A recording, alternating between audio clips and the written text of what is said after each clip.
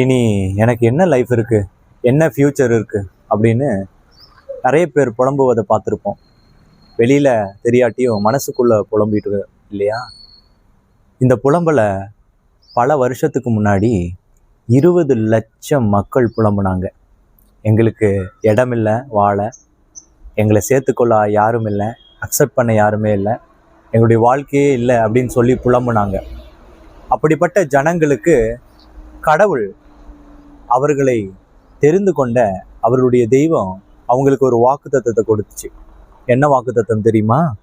யாத்ராகமம் 23ஆம் அதிகாரத்தில் 20வது வசனம், வழியில் உன்னை காக்கிறதற்கும் நான் ஆயத்த பண்ணின ஸ்தானத்திற்கு உன்னை கொண்டு போய் சேர்க்கிறதற்கும் இதோ நான் ஒரு தூதனை உனக்கு முன்னே அனுப்புகிறேன் அப்படின்னு எழுதப்பட்டிருக்கு. வழியில காக்கிறதற்கும் நான் ஆயத்த பண்ணின ஸ்தானத்துக்கு, அதாவது டெஸ்டினேஷன், உங்களோட ஒரு தூதன் இருக்கவே இருக்கான். கவலைப்படுறீங்களா? ஒரு வாழ்க்கையும் சரியில்லைன்னு ஏதோ உங்களுக்காக ஒரு டெஸ்டினேஷன் இருக்குது. உங்களுக்கானது உங்களுக்கு கட்டாயமாக வரும். உங்களை விட்டு எங்கேயுமே போகாது. அது மாத்திரமல்ல, உங்களுடைய டெஸ்டினேஷனுக்கு கூட்டிகிட்டு போக ஒரு தூதனையும் ஆண்டவர் கொடுக்குறார். விசுவாசிக்கிறீங்களா? விசுவாசிச்சிங்கன்னா ஆமேன்னு சொல்லுங்கள். விசுவாசிச்சிங்கன்னா அல்லேலூயான்னு சொல்லுங்கள்.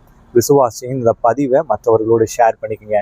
நமக்கு கிடைச்ச ஆசீர்வாதமும் நம்பிக்கையும் மற்றவர்களோடும் பகிர்ந்து கொள்வதனால அந்த அன்பு மற்றவர்களுக்கும் போய் சேரும். இந்த நம்பிக்கை மற்றவர்களுக்கும் கிடைக்க நாம் உறுதி செய்வோம். இந்த நாள் நம்பிக்கைக்குரிய நாள்.